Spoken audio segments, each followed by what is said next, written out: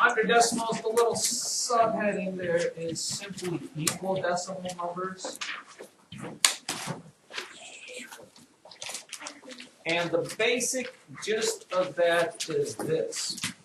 So you can jot it down in simple layman's terms. Nice little asterisk there. You can add or subtract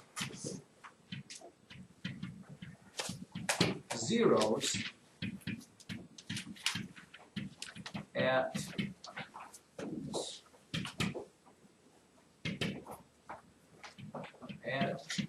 the end of decimals without changing its value.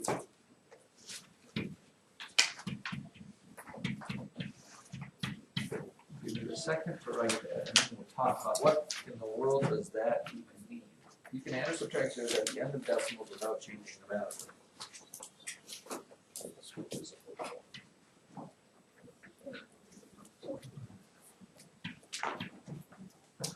Now the example of that would be this. 0.3 is the same thing as 0.300 is the same thing as 0.3000. Or I guess I missed the first one. Or 0.30.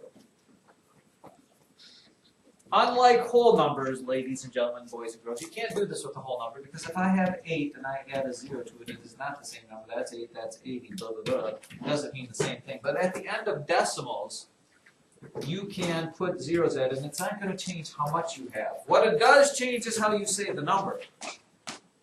Okay? This is 3/10. This is what? 30 hundredths. This is 300 thousandths, and this is, well, 3,000 10,000ths, which let's forget how to put that up there. These all mean the same thing. Okay, the value of them is all the same thing, but you have to say them differently just because of how they are. So the book will ask you this sort of question here. Well, I suppose we should do this first. Let's say you've got a decimal. Let me just write down any random decimal. 3.782.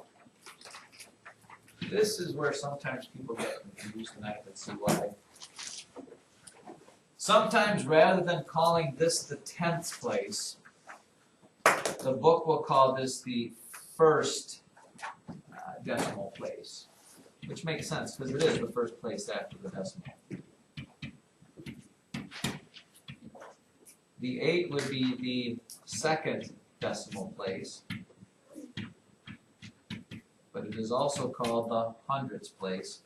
And the 2 would be the third decimal place. And it is also the thousandths place. So sometimes they will say this. Here's an example. Write 12.6 with 3 decimal places. With 3 decimal places. And by that they mean there needs to be 3 digits after the decimal. And it's not earth-shattering, and it's not something that's going to be like, you're not going to wow your parents with this one. But the answer to that is simply this. There's 1 decimal place, 2 decimal place, 3 decimal place. These things mean the same thing. This one has 3 decimal places. This one just has 1. But they mean the same thing. And sometimes we do need to add zeros when we do math with decimals. It's just the way it is. Or they're going to give you a problem like this. Let's say you have 8.6, and you're comparing it to 8.6000. Which one is bigger, which one is smaller? Who thinks they know the answer to that? Caleb? They are exactly the same. These zeros do not matter one in the least bit, so they are equal. And eventually we'll get to the place where the book will tell you you always want to write the number without the zeros, but like I said, sometimes in math we need them to do some of the math problems. And then the last thing we want to talk about is this, and this is one of Ms. Shum's pet peeves. When you talk about decimals with money, you can just jot this here, with money.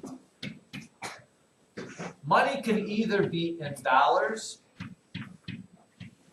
or money can be in cents. Money can be in dollars and money can be in cents. For example, let's say something costs 95 cents. That's how you would write that in dollars. It is, and if you really are talking about it, it's 95 hundredths of a dollar or 95 cents. In cents, it's just 95 cents. Okay? No decimal point in cents.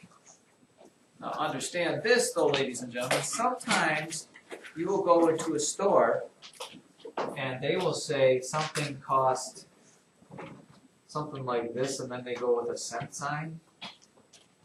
You can't mix those two.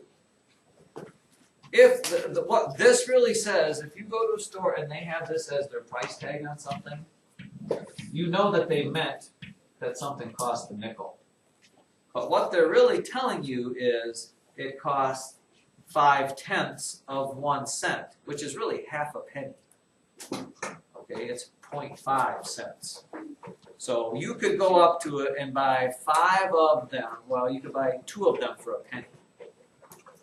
So if you went up to the store clerk and it was maybe bubble gum, do they sell bubble gum anymore?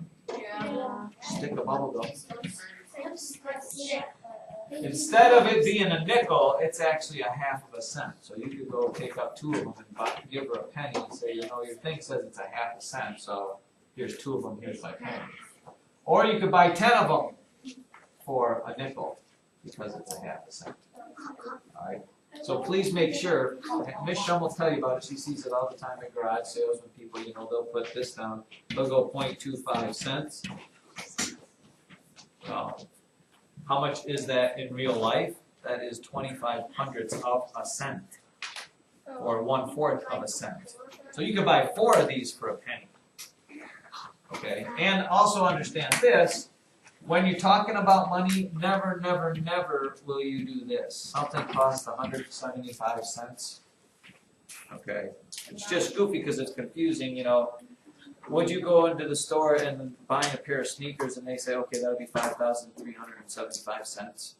No, it's like $57.34. If it is more than 99 cents, you always need to change it into dollars, which would be what? 175 cents is written how in dollars? $1.75 with a dollar sign, not a cent sign. This is the acceptable way to write that.